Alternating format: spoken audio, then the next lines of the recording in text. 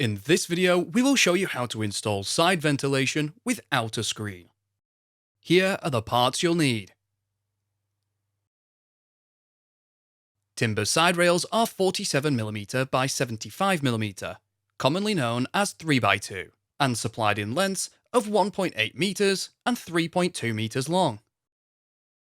The side rail is fitted 75 centimeters above the base rail from the doorpost to the corner, down the length, and returns to the opposite doorpost. It is fitted using the same method as fitting the base rail with corner and intermediate clamps.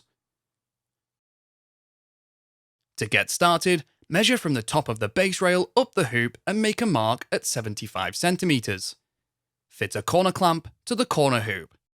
To assemble the corner clamp, place a U-bolt around the corner hoop with the threads pointing towards the inside of the polytunnel. Place the tube pressing and then corner clamp onto the threads, ensuring the corner clamp wings are positioned as shown, loosely secure in place. Locate a 3.2 meter length of timber and position it down the length of your polytunnel so that one end is flush with the end of your polytunnel. Ensuring the wing of your corner clamp is in the center of the timber and that the timber is on the outside of the corner clamp wing, make a mark through the hole of the corner clamp wing. Drill a hole through the mark using a 9mm timber drill bit. Push a bolt through the timber and corner clamp, ensuring the thread is on the inside of the polytunnel. Adjust the clamp to the height mark and secure with a nut. To secure the side rail to the intermediate hoop, use an intermediate clamp. Ensure your side rail is to the height mark and drill a hole through the timber on each side of the hoop using a 9mm wood drill bit. Place a bolt through each of these holes from the intermediate clamp. An arch pressing is placed over the bolts and secured in place with nuts. To add another section, you will need to join another piece of side rail to the one you have just fitted. Position a nail plate equally across the joint and secure in place using square twisted nails. You will be required to fit a nail plate to each side of the joint. Work down the length of your polytunnel, joining sections of 3.2 meter long side rail, finishing with a 1.8 meter length if required, and securing them to the intermediate hoops using clamps. The side rail will exceed the length of your polytunnel and will be cut off later. We will now show you how to fit the side rail from the doorpost to the corner hoop. Using a length of timber 1.8 meters long, put an end up to the inside of the corner clamp wing. Make a mark through the hole and another mark where you are required to cut the piece in line with the doorpost. Drill a hole and cut the timber, and then reposition the side rail. Secure it to the corner clamp using a washer and nut. Use the spirit level to make sure it is level to the doorpost, and then use a 4mm timber drill bit to drill a pilot hole in the center of the inside edge of the doorpost through into the corner rail. Screw a 150mm screw through the hole to secure together. Reinforce the joint from the doorpost to the side rail with a nail plate and square twisted nail. Nail plates are installed on both sides of the joint.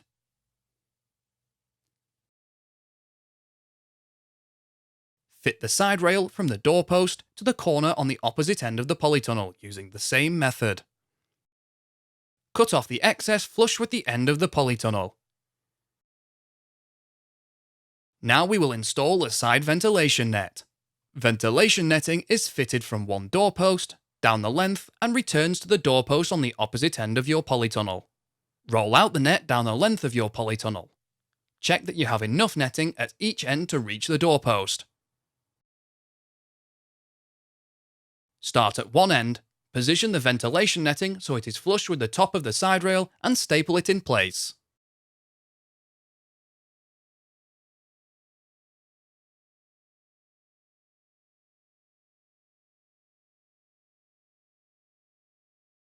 If you have ordered timber side ventilation for both sides of your polytunnel, repeat this process on the opposite side.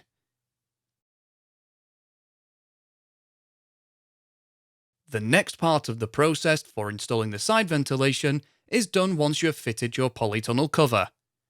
This is because during the process of fitting the cover, the rails are raised, the cover is attached, and then the rails are lowered to add extra tension. Finishing ventilation before the cover has been fitted will hinder the process and will result in the ventilation netting becoming baggy. Please watch the video fitting the polytunnel cover to timber rails and then return to this section to perform the final fit of your ventilation netting. After your polytunnel cover has been fitted, you will be required to secure your side ventilation netting to the base rail and doorpost. The ventilation netting is secured to the base rail using battens. To speed up the process, we recommend pre-nailing a number of battens. Nails should be 20 cm apart and should not protrude. Starting in the middle and working out to each end, pull the side ventilation netting down so it is tight and free of any wrinkles and creases. Position a batten flush with the top of the base rail and nail into place. Secure the side ventilation netting to the corner rails using the same method demonstrated earlier. You are also required to install a batten down the door frame post between the base rail and side rail. Pull the netting and secure the batten. Finally, trim off any excess ventilation netting. Repeat this second step on the opposite side of your polytunnel if you have side ventilation on both sides. You can find more videos to help you build your polytunnel at construct.firsttunnels.co.uk. We also have a construction helpline if you require any further assistance.